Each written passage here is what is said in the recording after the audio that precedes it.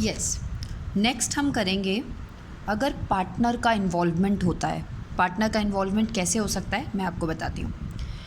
If partner takes over assets, यानी कि अगर पार्टनर एसेट्स को लेना चाहता है, आपने एसेट्स और लाइबिलिटीज़ तो रियलाइजेशन अकाउंट में लॉक कर दी है।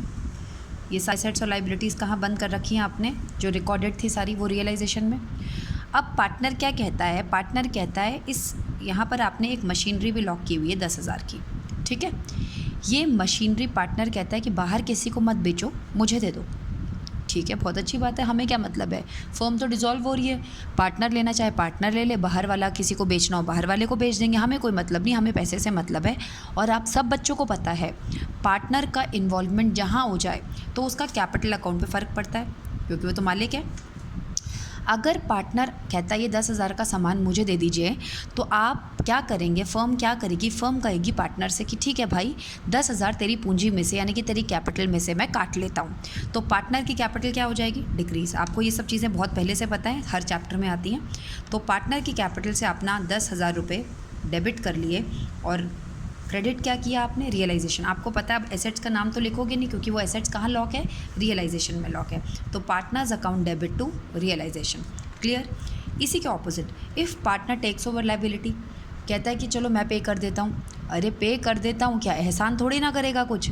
तो अगर वो ये कहता है कि ठीक है ये बिजली का बिल आ गया, आउटस्टैंडिंग लाइबिलिटीज़ है कोई भी, या कोई भी क्रेडिटर्स हैं 10,000 के, वो कहता है मैं पे कर देता हूँ। तो एक तरीके से उसने बिज़नेस में 10,000 रुपये की और पूंजी लगा दी, ठीक है। पहले उसने 1,00,000 रुपये लगाया हुआ था एग्जाम्पल, अब क्या कहता है, कहता है 10,000 के कर्जे चुका देता हूँ। तो एक तरीके से उसने 10,000 रुपये और लगा दिए, तो उसकी कैपिटल क्या हो जाएगी, इंक्रीज़ हो जाएगी।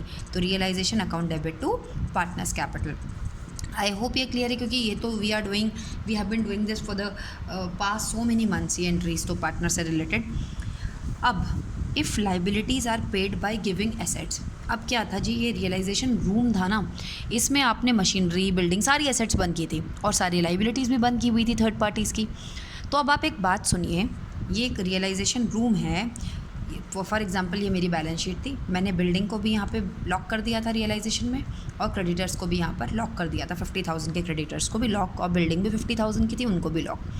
अब क्या कहता है question, if liabilities are paid by giving assets, अगर किसी लाइबिलिटीज़ का भुगतान आप एसेट्स दे के कर रहे हो, आपको साफ साफ पता है जब एसेट्स जाती है तो रियलाइजेशन क्रेडिट होता है, और लाइबिलिटी को पे ऑफ करते हो रियलाइजेशन डेबिट होता है। तो सेम ही जगह से आप क्रेडिटर्स को बोलते हो कि तो बिल्डिंग ले ले, वो भी खुश है जी, कोई बात नहीं दे दो। तो एक ही अकाउंट से अगर दोनों चीज़ें, अगर आप किसी लाइबिलिटी, रिकॉर्डेड लाइबिलिटी को रिकॉर्डेड एसेट से कॉम्पनसेट करते हैं, नो एंट्री, क्योंकि वैसे एंट्री क्या, रियलाइजेशन टू रियलाइजेशन, क्योंकि दोनों के दोनों रियलाइजेशन में, तो कैंसिल हो गया।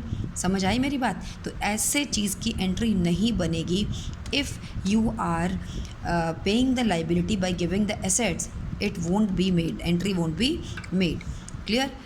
पूरे सिनॉप्सिस ऑफ द एंटायर जो भी हमने पढ़ा, आपने क्या चीज़ें नोट की, जब भी पैसा आएगा हमारे पास तो कैश डेबिट टू रियलाइजेशन, जब भी पैसा जाएगा realisation debit to cash. Cash चार चीज़ों की एंट्री होती है, तो कैश से या पार्टनर ले जाएगा, ठीक है। तो cash debit to realisation, realisation debit to cash, अगर हम सामान को बेचेंगे या लाइबिलिटीज़ को पे करेंगे। पार्टनर से रिलेटेड ये हमने कर ही लिया है, मैं इसका एक पिक आपके ग्रुप पर भी सेंड कर देती हूँ। Over for today's class, next we are going to do the last topic, that is realisation expenses, and after that I know my kids will be master in this chapter. बस I would like you to review this video if you have not understood it in the class. So review it until and unless you become very clear. Okay, see you all, bye bye.